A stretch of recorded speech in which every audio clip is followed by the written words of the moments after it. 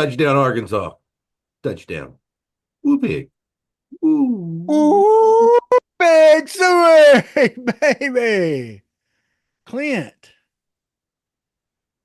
I've never been so glad to be wrong about our predictions. Man, I tell you what, me and you and Lawson all stuck. Lawson stuck the mostest because That's he right. predicted Tennessee by about 21.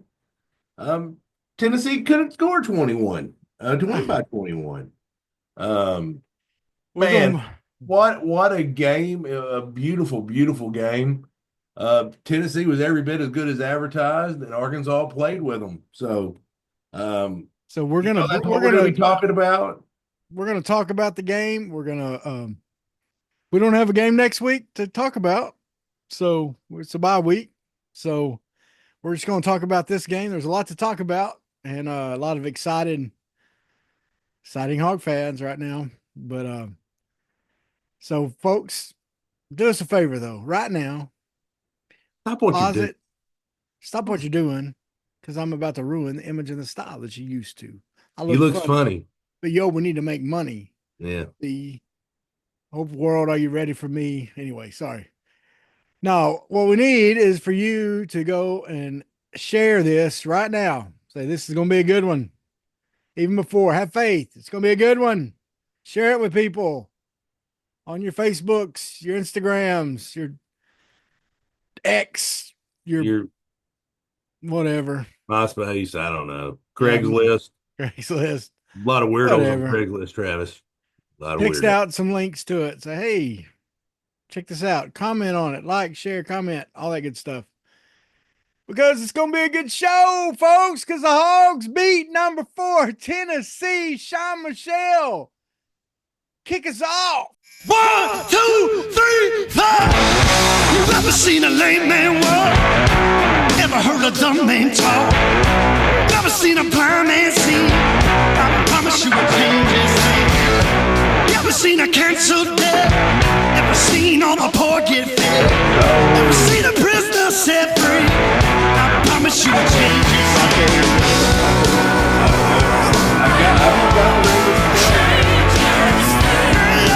Change his name. My Lord, change his name.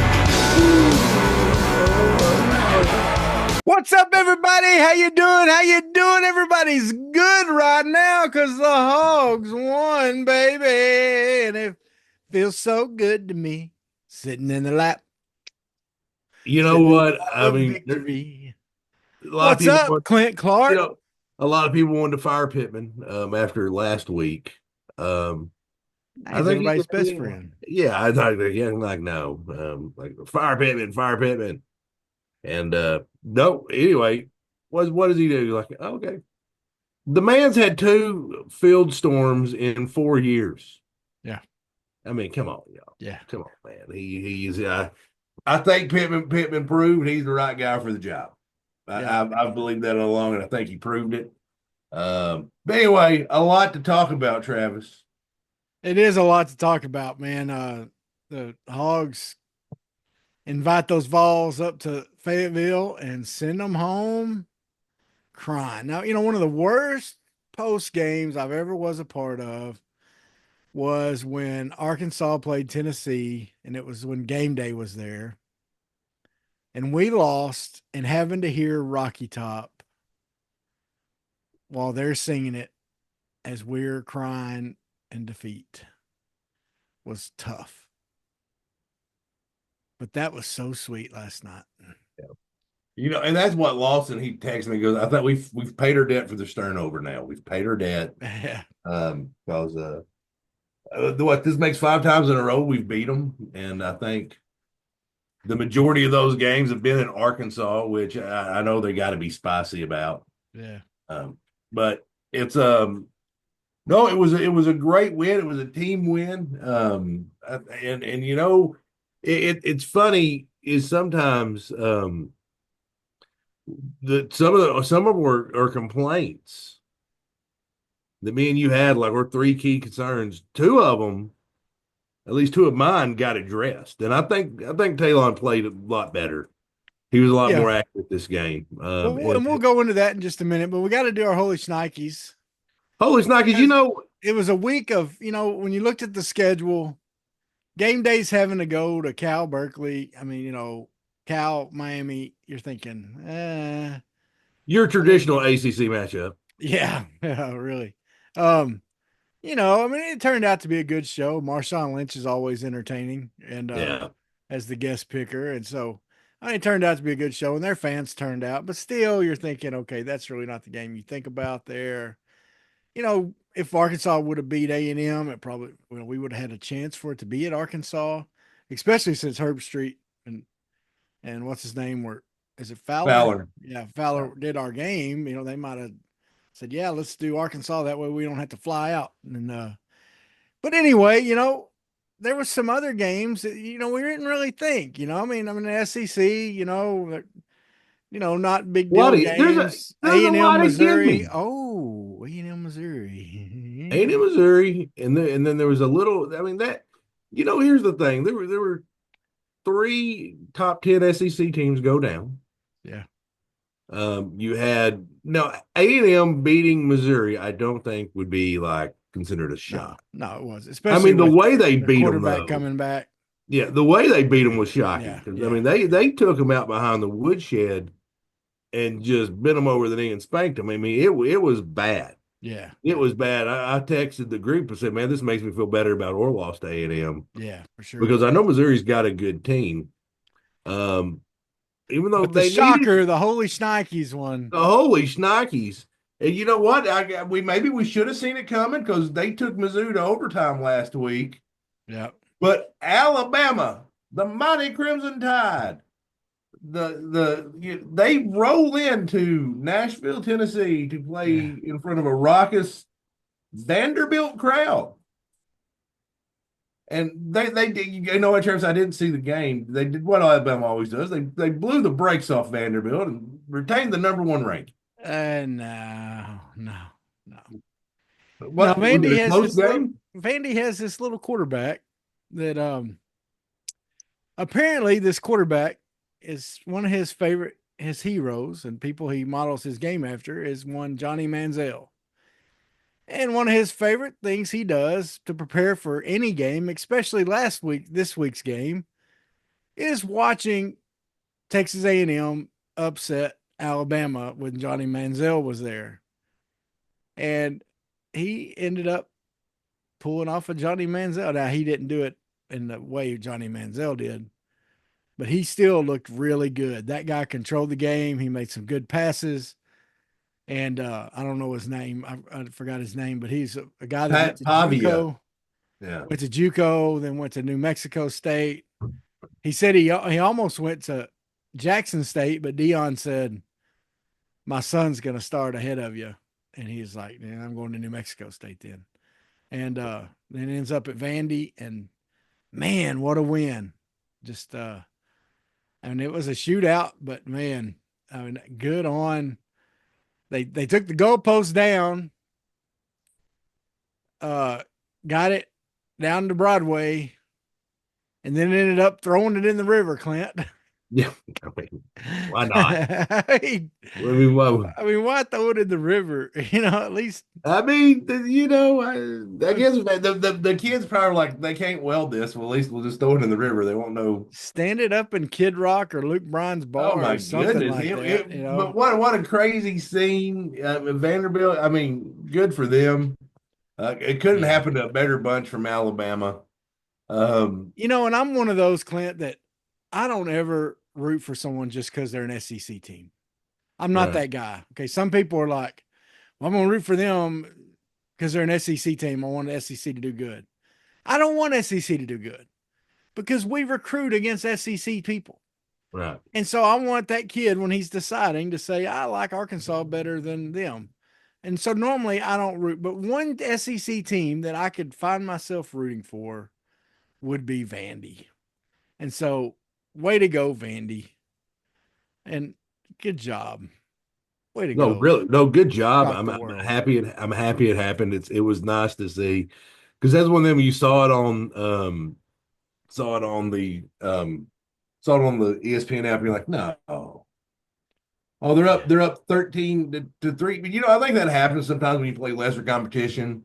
Mm, Instead of focusing on just playing your game, you keep looking for those big blows. yeah, Or if you just focused on your game, yeah, the big blow would come. And I think it kept going, okay, well, Alabama's gonna make the big play. And instead of just focusing on playing football, they got caught up in the big play. Now they made a comeback at the end, but Vanderbilt was able to keep the ball and run it out.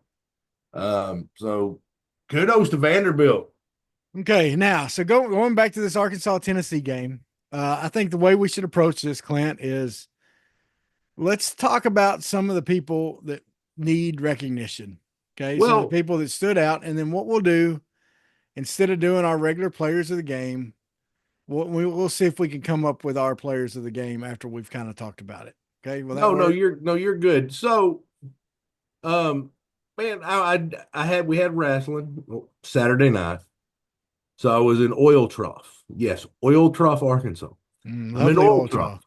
Yeah, and so I'm like keeping an eye on the show, and I've got my phone over here, and I'm on the ESPN app, so I'm not watching the game, but I'm kind of trying to pay attention to both the best I can.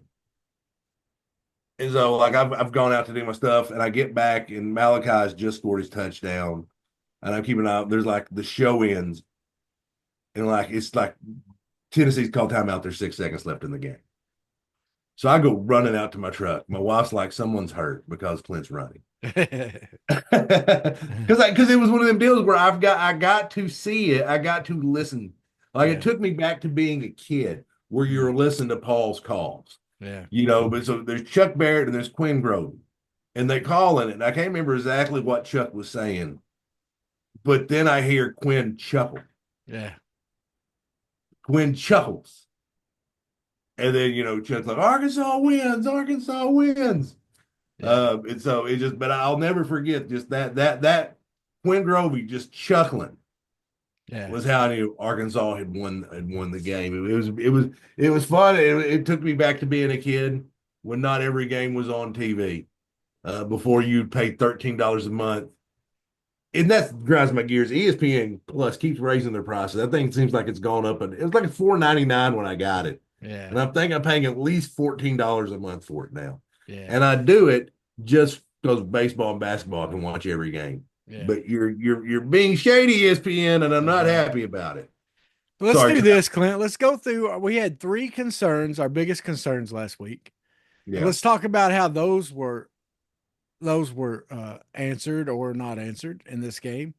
And then we'll throw in other people we want to recognize also that had. So I think our biggest concern was that I'd said that Taylon Green had the accuracy of a stormtrooper. Yeah. Now he had a much better game, and he was not helped out very much. Over 70% passing. Yeah, and there were some drops. I mean, there was a touchdown drop. Yeah. In the end zone. Yeah. So that really, I mean, he played more in the offense. It felt like. I'm sorry, I'm trying to pull up his stats. Yeah, 19 of 27 for 266 and a QBR of 79.7. And then, of course, he had -6 rushing yards, which was it. I mean, they only had 1 sack, which we'll get to that in a second. So that says more about their keyed in on him rushing. Mm-hmm. Is it beat us with your arm, and he was doing it for the most part. Even though they still seem to have red zone woes a little bit. Yeah. But they did move the ball well. So I was pleasantly pleased and surprised. Yeah, he made, he did pretty good on he did better on passing. Once again, he's not even going to be normally a 70% passer. Okay. I mean, he did this game or whatever, but I'm not necessarily asking him to be that all the time. What I am asking him to do is he missed some wide open receivers. He seems to miss Tesla a lot when he's wide open, but there was other guys, there was other drop off, passes that he could have made. Instead, he tried to force it in or throw it away. He was, throwing across his body a few times. But I'll tell you, one of the things that still concerns me too is he makes some bad reads sometimes on the RPO. And especially when they have athletic defensive ends, he does not do a good job reading them. And I look, and that's difficult. Okay. I'm not saying it's an easy thing to do, but there was some that he obviously made some bad reads on. He's still got to work on that. But Clint, the thing is, the thing I say that, okay, and look, we're picking, okay. The kid had a good game. And the most impressive thing about him was after he got hurt, Yep, 100%. he came back out there and became the biggest cheerleader on the sideline. Yeah. And that's one of the things Carmona said when we had him on the podcast was that he won the starting job before he won the starting job. That he just came in and was a leader. I love seeing him out there. He's talking to Malachi during timeouts or during when he was on the sideline. He was really just being a team leader, man. And it was just really impressive. And so, all that being said, I'm glad he's our quarterback. Yes, No, I wish he would fix some things, but I'm glad he's our quarterback.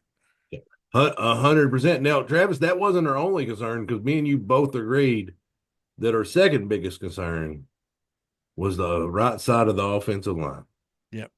And there were a couple just come on black and stock moments, but for the most part, him and Braun both played a solid game. And Marion Harris, Addison Nichols, and Junior. I can't say enough good things about them. Marion Harris is playing at all three of them, I believe, are playing at an all SEC level. And they were playing against a really good front seven. No, Tennessee may have one of the best defensive lines, if not the best defensive line if you've got the best defensive line in the SEC, you got the best defensive line in the country, probably. Yep. You're definitely in the top 2 or 3. And you're right. Blackstock did play much better. I mean, there was a couple times, like you said, but that's going to happen in games. Okay. Even the best, to the best of them. He was taking better angles with guys. The couple times that the line did look bad were times that maybe some backs could have helped out, or maybe or Talon could have done better on giving them angles and where he was stationed in the pocket and things like that. But I think they played a good game, man. They really did. And I'll tell you, look, I know we're partial to him because we enjoyed having him on here, but Carmona continues to impress, not just in his blocking, but I see him out there talking to the other players in between plays. He's usually one of the first one to celebrate after a good thing happens.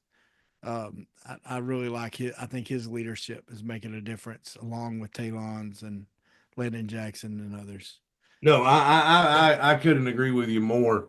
It was really fun to watch them as a unit.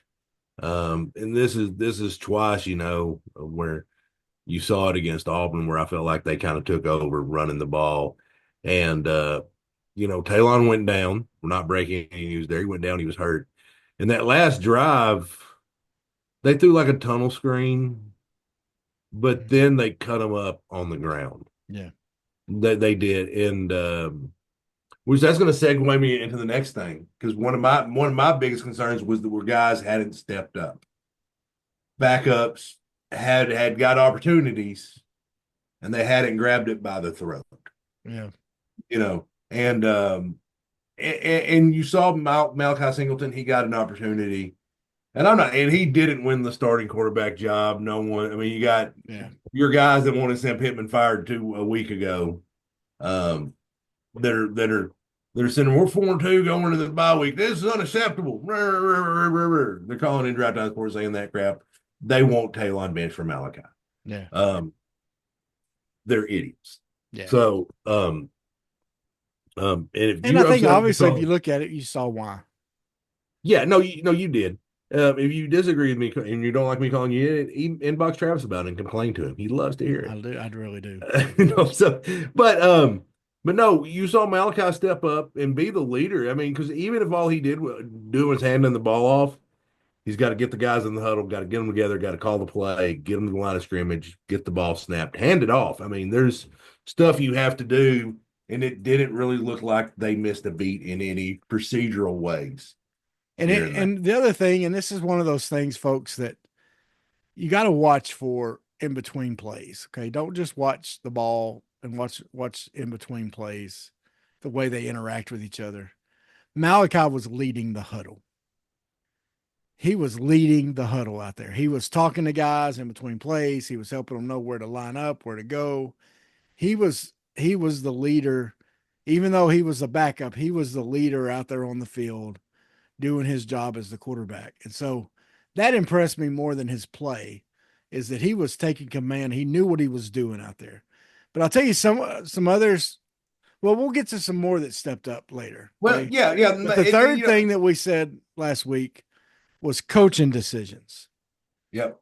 And this one, I think, was the brightest light on the hill, was our offensive and defensive coordinator, Bobby Petrino and Travis Williams. Amazing games. I really get the feeling that when Bobby Petrino was like, he wants to come back and make it right at Arkansas and finish what he started, that he means it. Yeah. And then I think Bobby Petrino, I'm hoping Bobby Petrino realizes the dynamic of Sam Pittman as the face and the CEO of the team, and him as the coordinator, the number two, is going to be it could be a very, very good sauce. You know what I'm saying? It could be it's mixed beautifully so far.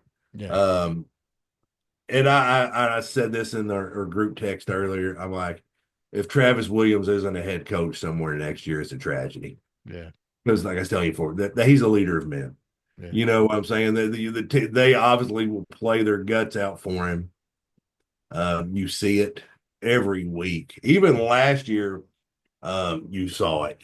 It was the offense would be laying down, and defense would be out there fighting to the end. Yeah. So yeah, I mean, you're 100% right. Bobby made some plays on offense, or made some calls. He called a wonderful game, and even some calls that Talon didn't execute well, or other people didn't execute well. Bobby did a great job. He did a great job of, for one thing, just mixing up different things. I mean, just he really just, man, he just called a really good game. And then on defense, man, now look, I'm not a big fan of a 3-man front. I'm just not. It's not my favorite, especially when the 4-man front was getting home in the first half. And so in the second half, I was kind of wondering why they keep running this 3-man front.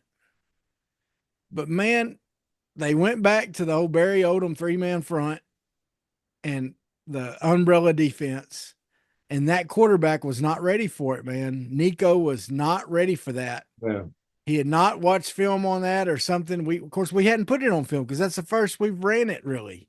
I mean, we've ran it to where we've dropped, like we did in the first half, where we would drop players off the defensive line, like drop Landon Jackson or Nico or somebody like that. Not very often, though. We haven't done that a lot. We've normally just sent our 4 at least. But we were kind of doing that in the first half. And then the second half, we come out, and they made a change at halftime and start running the 3-man front with the umbrella, man. And it had the quarterback, he didn't know what to do, and had them not knowing what to do. And then they bring people up and blitz some and not blitz others. I mean, just changing up the blitzes, changing up who blitzed. I mean, he did a couple 0 blitzes in there, but a lot of it was, there would be 6, 7 guys on the line, and then 5 of them would come, and you didn't know which 5. It might be, and there was times Landon Jackson went out and covered passes, and someone else blitzed. One of the linebackers went. And I love that stuff. One of the things that they complained about the defense is that the defensive line hadn't been causing pressure. That's right. The defensive line, they showed up and they showed out. They were dogs. They were dogs out there. And now I want to get to who would probably have been my defensive player of the game because I didn't get to watch a lot of the game. And of course, it's like anytime the Razorbacks win, I'm after all the content I can find. I'm watching the walk and talks. I'm watching the press conferences, and I love it. I love it when Pittman's won a big game and how just he gets to be Sam Pittman. He can't he ain't coming in like a whoop puppy dog. But there's two guys, and one of them is going to be the whip puppy dog every time. But so I was really happy to see Pittman's press conference. And I'll be honest with you, Travis, I lost my train of thought. Oh no, but I watched the one play that I've watched over and over again was that last play, the very last play. And Nolan Richardson used to always say something, and it's one of my favorite Nolan sayings. And he goes, "I really don't care who starts; it's more about who finishes." Yeah. So, game's on the line. You're running three down linemen. You got Eric Gregory in the middle. And your defensive ends, you obviously got Landon Jackson. Who's that third one? Quincy Rhodes. Yeah. If you watch that play, and I've watched that play over and over because I was watching Day and I kept rewinding, and you see that Quincy puts a spin move on that left tackle and comes in and just beats him inside. The running back has to stop and chip him, and then Nico takes off. And then from there, Eric Gregory chases him. And he literally he has to try to pull up and throw, but he can't. He just don't have time. Yeah. That 3-man front got home because Quincy Rhodes won a one-on-one battle. Yeah. I mean, that and, winning and that it one-on-one. helped our defensive backs were doing a bang-up job. But you're right. Quincy had a good game. Yeah, and I didn't get to see all the games, so I can't sit there and say he played a fantastic game. That could have been his one good play, which obviously it wasn't. But you see what I'm saying is they trusted him in that situation. Like, these are the three guys. Well, some other guys that I think need to be mentioned. Eric Gregory had a game and a half. He did. He 2 sacks, some tackles for loss. He was putting pressure on all day long. Cam Ball got a sack. Cam Ball had a monster game. Had a great game. Landon Jackson's proving why he's going to be a first-round draft pick. Y'all, Landon Jackson was leading out there. He was one of the first ones to come over Talon after he got hurt. He was out there going hard. And here's the thing, Clint. Landon played a lot of plays. Like, he could have been out there just taking and going halfway and not playing as hard as he could. But he didn't, man. He went all for it and played a great game. If you watch Landon Jackson and Eric Gregory, those two guys led that defense in a lot of ways. But I'll tell you some other guys. Singletary and Switzer. Yeah. And even Spence all had really good games. Well, and Slaughter had another great game. Yeah. I mean, both former Volunteers, Slaughter and Addison Nichols both had very, very good games. Sure did. Now, Nichols and Malachi had a little trouble with the snap. I think it was more Malachi's issue than Nichols. I don't guess he was used to his fastball or something. He bobbled a couple of them, but yeah. And then back on offense, hey, Broden decided to become part of the party. Made a couple catches, a couple big catches. Santana had some. He missed the one in the end zone, but then that tunnel screen and some other plays, he made some big plays. Tesla would have made some more plays if he would have been seen. Luke Haas made a catch and played most of the game, and Gum made a catch that, I mean, it ended up right. Yeah, him for as much. Him and Anthony both had two catches that if they would have been a little bit more on the money, they would have been huge plays for us. Yeah. So let me ask you a question, Travis. At the end of the game, and this is nothing to do with what we're talking about. Tennessee pretty much lets us score. Now I agree with Pittman. Like, let's just score. I ain't fooling with that. Let's just score. Put it on their defense. But are you a fan of letting the other team score if you're Tennessee? That's a tough call right there. Yeah. I don't know. Because go here's back and forth on that. because to hear me, this is what I'm thinking if I'm over there. They've got their backup quarterback, the backup running backs in, which is a true freshman now. Braylon Russell was killing it. Braylon Russell's another one that I think Braylon Russell was probably the number 2 tailback going forward. Yeah. I don't see Hill getting that number 2 spot back. No. I just don't. I think Braylon went out there and got the opportunity and seized it. Well, I think if anyone else, Dominion maybe. Dominion had a great game too. Now he didn't put out the yards that Russell did, but that's my opinion, and I'm either right or I'm wrong. Well, Dominion helped a lot in pass pro. Yeah, and he's always been very good at that. He's always been probably their best, receiving back, and to be in there. So I was just pleased with the running back with how he stepped up. But that being said, backup running back, backup quarterback, and they're on their second string kicker. Yeah, I'm like, and we're up by 1. And so to me, yeah, if you hold them to a field goal, then you got 2 timeouts and you got a 5-star quarterback, and you can drive down and maybe. I mean, well, then if they kick a field goal to do it, I don't know. It's a tough thing, but you also have a chance of Sam Pittman running it down to 1 second too. Yeah, kicking a chip shot field goal to win. So I don't know. I don't know what the right call was if you're Tennessee. I don't hate it. It's a tough one, and it's one you got to make. But now you mentioned a couple folks and that I wanted to bring up, and I'm glad you brought them up because I forgot to when we were talking about the offense. But Braylon Russell had a heck of a game. But this goes back to Bobby Petrino. Bobby Petrino did some different things with him in this game.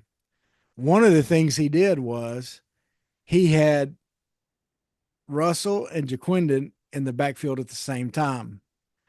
And when you got them two with what they got on tape, you're going to worry more about Jaquindon Jackson than you are Braylon Russell.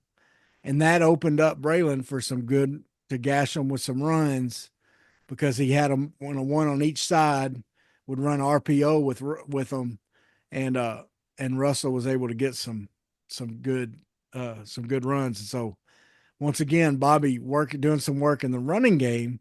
Normally we talk about the smart things he does in the pass game, and we don't think of being smart in the running game, but and some other things he did with motion to get people off guard, to get the linebackers leaning so that it would open up cutback lanes.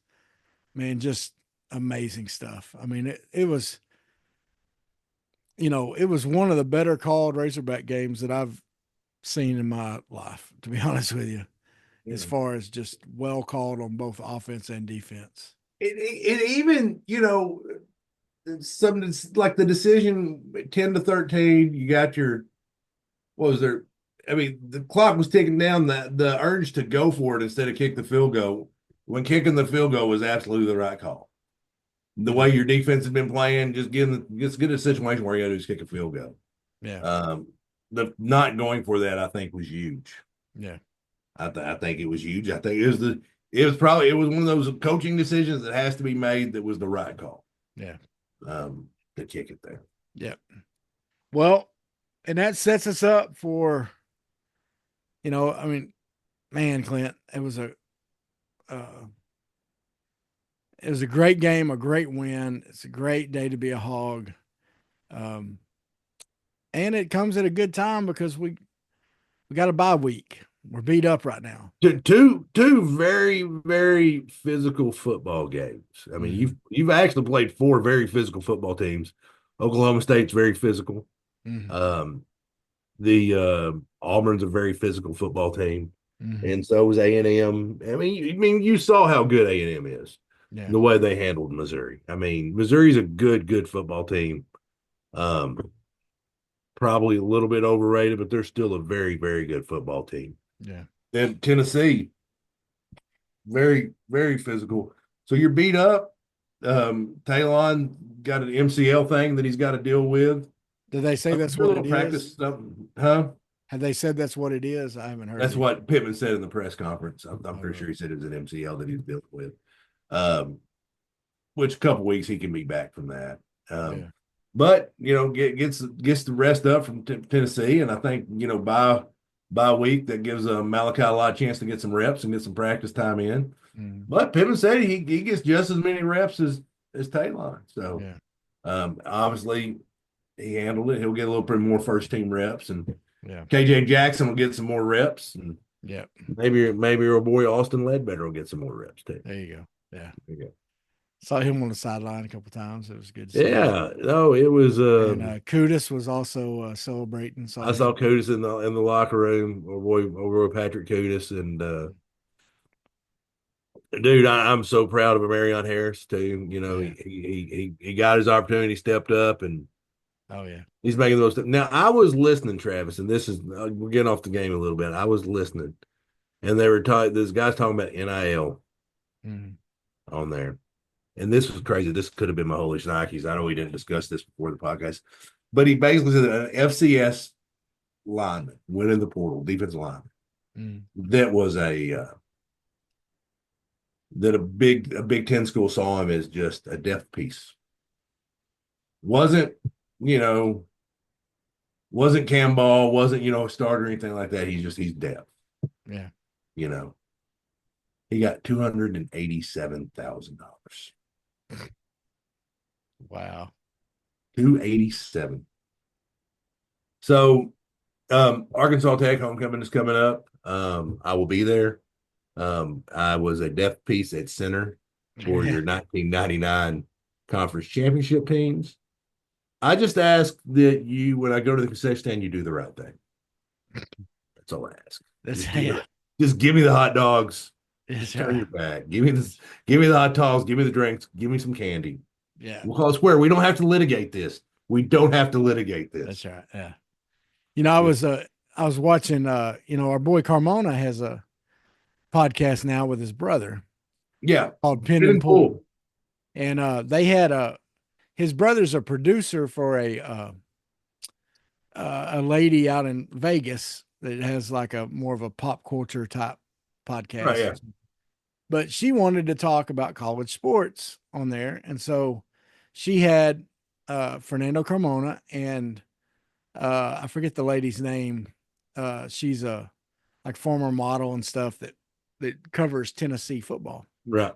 And so she had both of them on there talking about it. She asked about NIL. And so it was kind of a neat conversation because she was asking about say, hey, look, I'm not a big sports fan, but I hear about this stuff. I mean, I pay attention a little bit. Explain what NIL is and how it works and everything.